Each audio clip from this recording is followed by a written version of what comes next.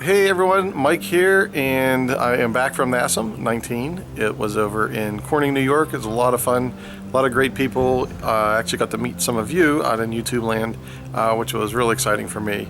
But while I was there, if you saw in one of my previous videos, while I was there, I actually had a rear sway bar installed by Performance Autowerks. And it's adjustable, and thank goodness it's adjustable, because Saturday we did some autocross.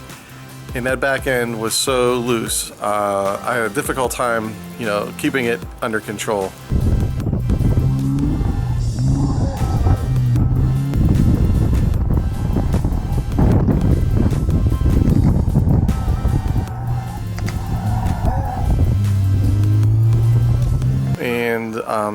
And it was actually set on the middle setting, which is what we started out with. And there's a softer setting, and then there's an even more stiff setting as well. So what I'm going to do today is I'm going to go and I'm going to readjust it to the softer setting, and hopefully it's going to tame down that back end going around the bends. I don't mind a little rotation going into the slaloms and the curves and stuff like that, but this thing was just going wild. So a lot of fun, needless to say. But it was a pretty crazy day at autocross. So I actually have the car jacked up. I just got to take the wheels off, and I'll show you how to make the adjustment. Okay, so here's the end of the sway bar, and it kind of wraps around and goes over to the other side. And if you can see, there's three holes.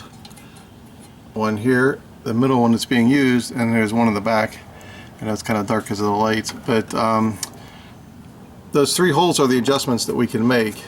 So right now it's kind of in the middle, and what I'm going to do is I'm going to put it towards the outside instead. It's going to loosen it up.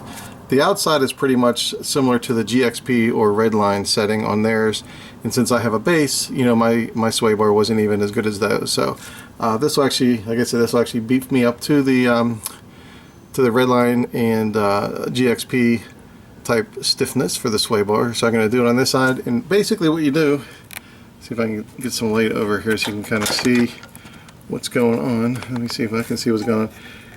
Right here is the nut that we're going to loosen, and then on the end of this is a 5mm hex hole. So you're going to kind of stick a hex hole in here, loosen the nut, and then we'll bring it up to this hole instead and retighten it, and then do the same thing on the other side. So should be pretty easy, because he literally just installed these a few days ago, or installed this a few days ago, so there's no rust or anything crazy going on there. So hopefully it's going to be a nice easy change, nice easy quick fix, and I'll be able to do much better at autocross. So let me go ahead and get the tools and get this thing taken off. And that's a kind of an interesting place for the Spider to make his home, and it's not going to last there for long. He's going to get evicted very shortly. Okay, so like I said, here is the sway bar, and this is the part that connects to it, and there's three holes, and right now it's set in the center. So in order to adjust this, we need two tools. We need a 5mm hex tool that's going to go in the screw in the back here, and that keeps that from moving.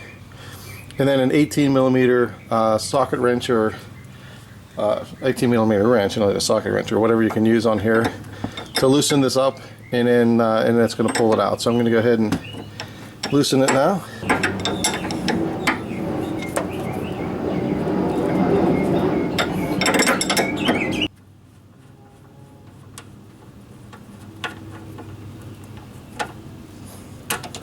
Okay, and there's the nut. So now I can just kind of push this out of the hole. All right, let me get a better angle at it.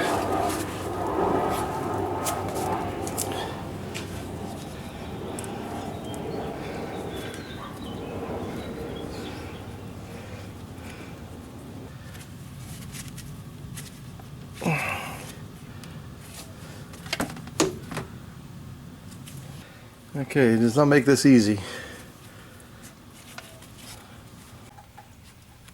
Okay, so this thing does not want to come out of there, and I think it's mainly because of the angle that bar is at, based on the and where that bolt is at. So what I'm going to try to do is just go and take the other side off, and maybe that'll kind of like loosen up the, or at least allow me to kind of move this side of the sway bar so I can get that bolt out of there. And I got to change the other side anyway, so let me go ahead and take that one off and see if I can get this one moved.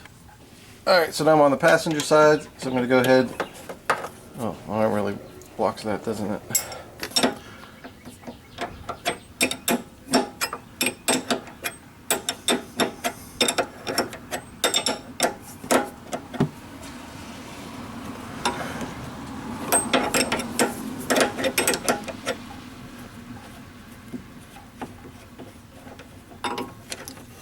Okay.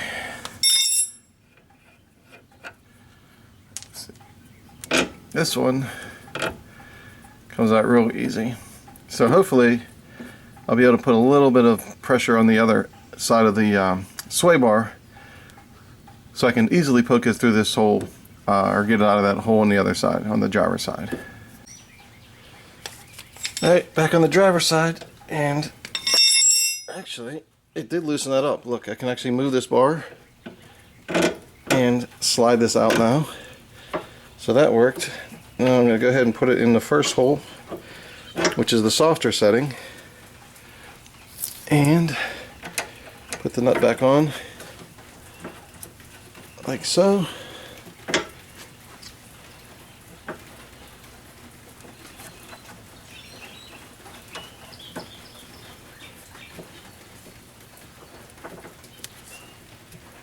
My arm's kind of in the way for the video, but oh, it's kind of spinning. That's why. This is why you need the 5mm hex tool.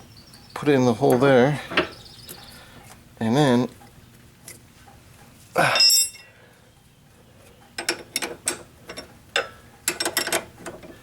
tighten it down.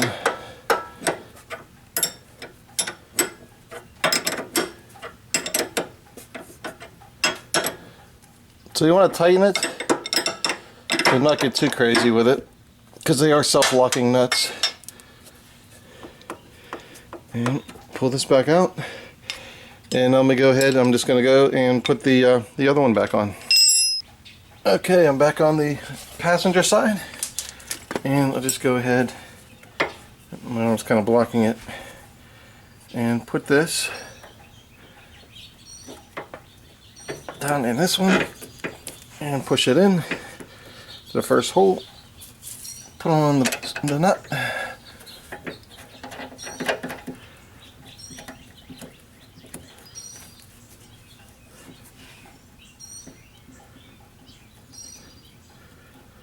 And get the 5mm hex tool again, stick it in there, because what's actually happening is, sorry about that, this, and if you work on this piece right here, what we're the bolt that kind of sticks out, that can actually spin inside this little grommet or whatever you want to call it. So that's why you need the hold it steady with the 5 hex tool. And there's actually, you can't see it, but there's actually a hole in here, and that's what kind of holds it still while you're cranking down the nut.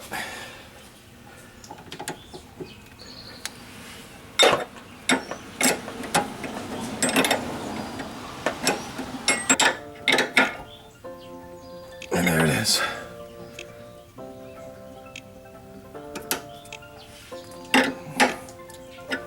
It's on there nice and tight. Okay, so that's it. All I have to do now is go ahead and put the wheels back on and take it to autocross tomorrow.